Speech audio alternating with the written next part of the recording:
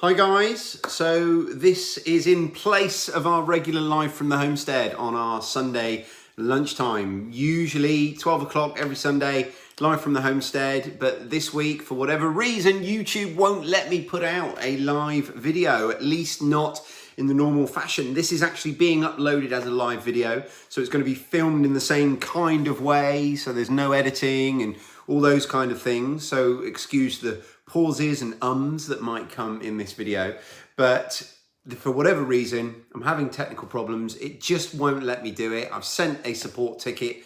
We'll have to wait and see what happens. As far as I'm aware, I've got no sort of strikes against my channel or anything that would have prevented me from uploading a live stream. I know that sometimes YouTube can ban channels from doing live stream. I assume if they do things like use bad language on a live stream when they're not supposed to, or I don't know what the rules are. But anyway, I've sent a support ticket in. We'll have to wait and see what happens. But I'm really, really sorry, especially to those of you who kind of put a date in your diary and make a point to be there for me every Sunday. I know that, you know, it's really annoying when things like this happen, and I can only apologize. It's out of my hands. I'm having all kinds of problems. I'm also struggling a little bit with the Wi-Fi. I don't think the two things are linked, but who knows? Anyway, here we are. This is the best I can do, so please forgive me. I'm as upset as anyone else because Sunday's live streams are my favorite videos of the week. It's a great chance and the best chance I get to interact with all you guys, and I'm really going to miss that today. So all I can do is apologise and hope that we get it sorted. Now, the next thing to say is that this Wednesday evening, we're going to do our midweek monthly live stream. Wednesday at 7 p.m. UK time. And we were due to do that last Wednesday, but for whatever reason, I couldn't do it. I couldn't fit it in. It was just a really awkward evening for me, it turned out, at the last minute. So I had to cancel that. But that'll be this Wednesday. And hopefully all of these issues will be resolved by then. So hopefully some of you will be able to make that. Now, I do have a couple of stories to share with you. Not so much interaction as usual, obviously, because usually we'd just be chatting and I'd be answering your questions and what have you. But I do have two very distinct stories that I was really looking forward to share with you today. So we'll get into them. The first one is fridges. So fridges and freezers. As you'll know, we had to process 3 pigs in fairly quick succession, and we weren't planning for that. And, you know, it wouldn't be a sustainable way of doing it to harvest 3 in quick succession for personal consumption. It makes no sense, but we were in the position where we had to. So the first one basically filled our freezers pretty much. Then we bought a second freezer on Facebook Marketplace for £25, and we managed to butcher and harvest all 3 pigs, and our freezers were absolutely rammed. But the problem is our giant chest freezer, it was basically rammed with this extra freezer that we bought. So we've got a what in the UK, ironically, we would call an American style fridge freezer, a big upright fridge freezer in our kitchen. We have a big chest freezer out in the hall there. And then we recently bought on Facebook Marketplace, as I was saying, another upright fridge freezer. And we got to the point where we could get everything in. But our chest freezer, everything in there was in this state of like the most difficult game of Sub-Zero 3D jigsaw puzzle you could ever find. And the problem was, as soon as you took one thing out, nothing else fit back together. So the first 2 or 3 things we took out, it actually made everything expand because it went in there as, you know, defrosted, and we kind of squeezed it into a certain shape. And of course, as soon as you take things out and then try and put them back in, they don't go. So we got to the point where we didn't even have the room that we started with. Plus, in addition to that, I had 2 shelves of pork in our fridge, one of our fridges, that was turning into ham. I was basically hamming 2 shelves worth of our fridge space with meat. So we needed some more freezer space because that was done and needed to go in the freezers. So I got us another freezer on Facebook Marketplace. So we are now up to our big American fridge freezer, a big chest freezer, an upright fridge freezer, and a 4.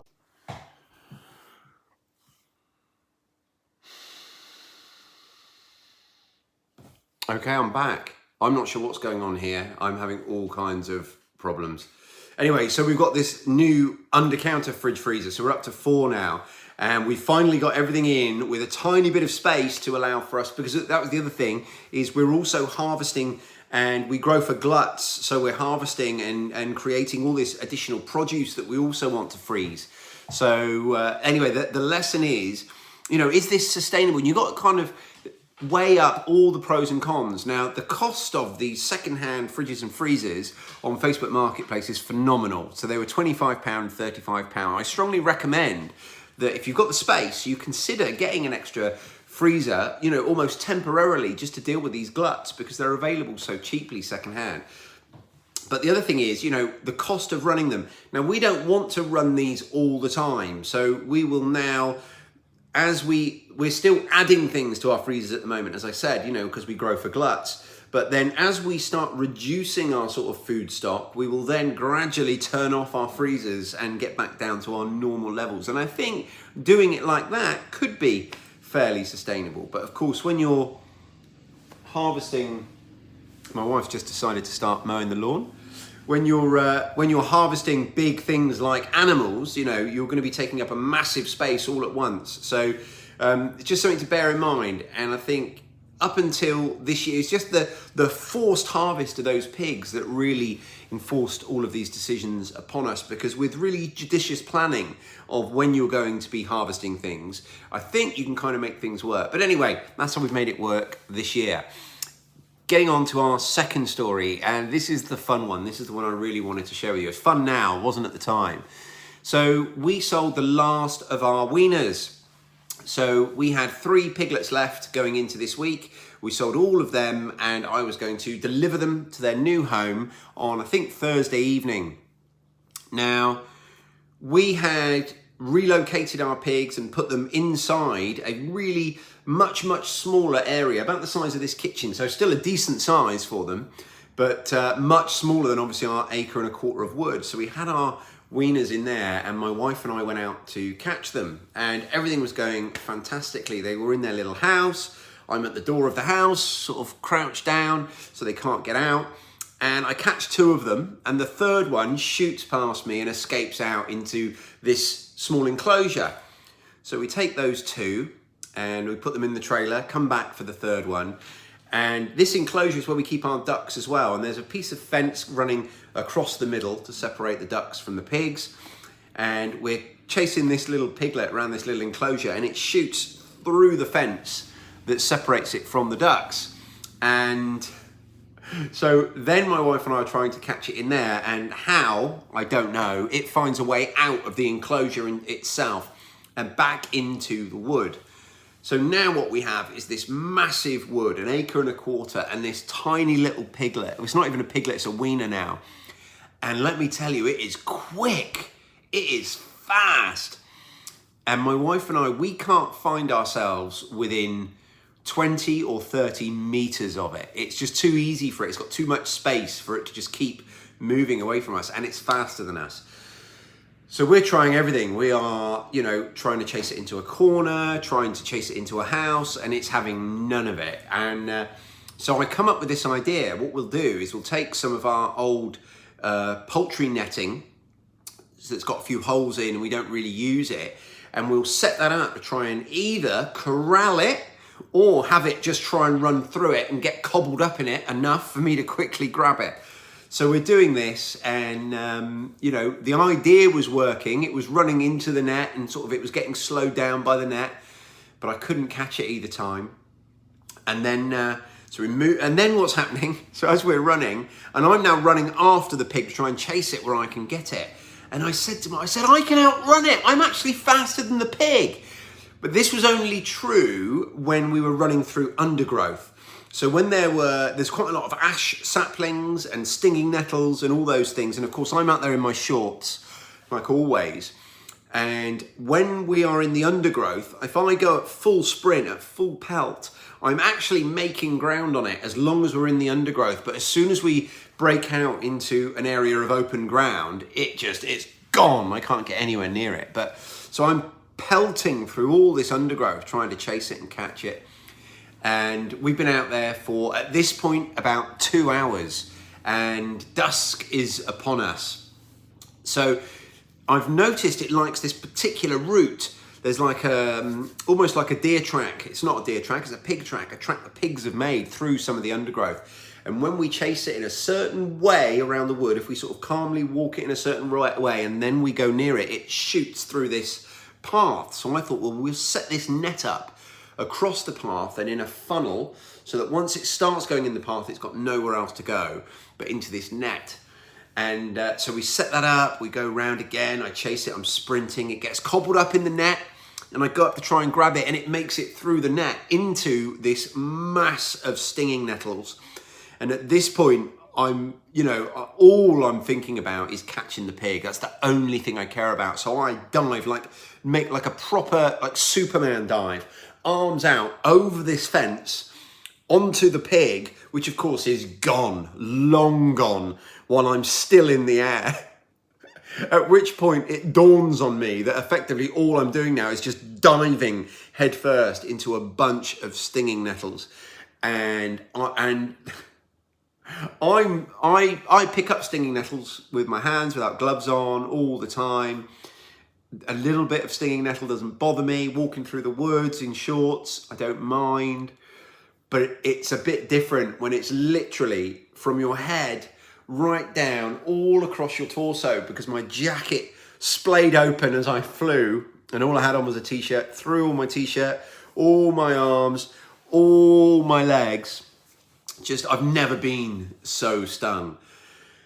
Anyway, we carried on, it was getting dark, and my wife and I were literally turning to each other and saying, what are we going to do? We're both completely out of ideas. All we can do now is call the chap who is going to be receiving them, say, look, we're going to have to drop them off tomorrow, come in and go out tomorrow with more manpower with the children and see if that makes any difference. We couldn't take the children with us because we were expecting a home delivery and the children were here to receive that. And so we said all we can do is hope that in the morning with more people, we can get it done.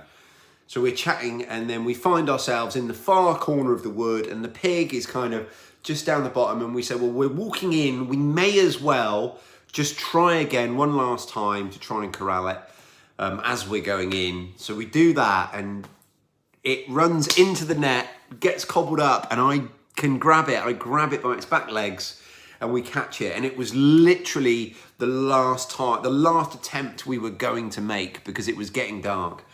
And so it was, by this time, I think, I said in the last video, I'm not sure, 9:30, get it in the trailer, get them delivered. I get home. Now, I don't get home until about 10:30 at night, which for me is super late. It's very rare that I'm out past dark. Sometimes out in the garden, never off the property. And anyway, so it's now 10:30. I come home, I'm covered in mud and dirt and stings. And by this time, my legs are just absolutely killing me, because what I hadn't taken account of is all the time I was sprinting with shorts on through all that undergrowth, I was just getting ripped apart by brambles and undergrowth and saplings just catching my shins and my legs. And that was all happening before I even dived in the stinging nettles. And anyway, my legs were just on fire. So I got home, had a shower. By the time I finally made it into bed, I think I had I don't know if I was cheese making or not. I've got some cheese hanging up over there, you can see. I was doing something or other, that I was in the middle of out here that I had to finish off doing as well. So it was like almost midnight by the time I got to bed, and I was quite wired as well. So it took me a good hour or two before I could even, really relax. But by which time my legs were just burning and I couldn't sleep. And I gave it until about 3:30 in the morning of me just tossing and turning before I said, there's no way I'm going to be able to sleep. My legs were too painful. I got up and I came out here and I actually did a couple of video editing sessions and responded to a load of emails and did a load of other stuff that I would normally have done during the day. And my wife, you right there, son? The dog's just coughing. And my wife came out to see me because literally, I think in all the years we've been married, I have never once got up because I can't sleep. Not once. It's the only time ever.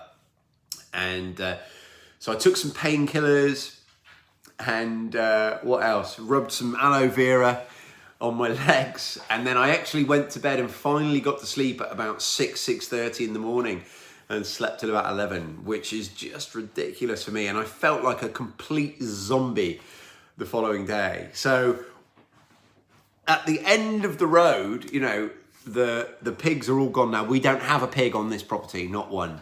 And that feels good, that feels nice. And we've got a bit of room in our freezers.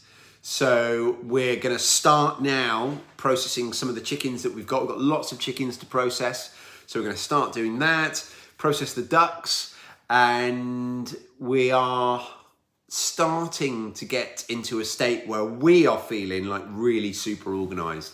The vegetable garden is up together almost. There's a few little areas I still need to do. I've got to harvest my onions. I've got to do a bit of sowing, but other than that, we're pretty much all together. And yeah, we feel quite organized now, which is nice. And we're starting to have that release of pressure on our time where the pigs are gone. And, you know, we're not worried about fencing and things like that. So, yeah, I suppose the only other news is one of the goats has decided to start drying herself off, which is fine. I was going to dry them both off in about 4 or 5 weeks anyway, at the end of September. One of them has just naturally decided that's going to happen, and that's fine. So, other than that, I don't think there's any real news. So again, I will end the same way as I finished, with an apology for this not being a real live stream. But there you go. It is what it is. Thanks for watching. Make sure you press that like button. Leave me a comment down below. Subscribe to my channel if you haven't already. And if you've got any questions that you'd like answered on Wednesday's live stream, you can put them in the comments as well. Thanks for watching, guys. Sorry it's a bit of a break from what we were all expecting, but it is what it is. Nothing I can do about it. Thanks for watching. Speak to you soon. Cheers.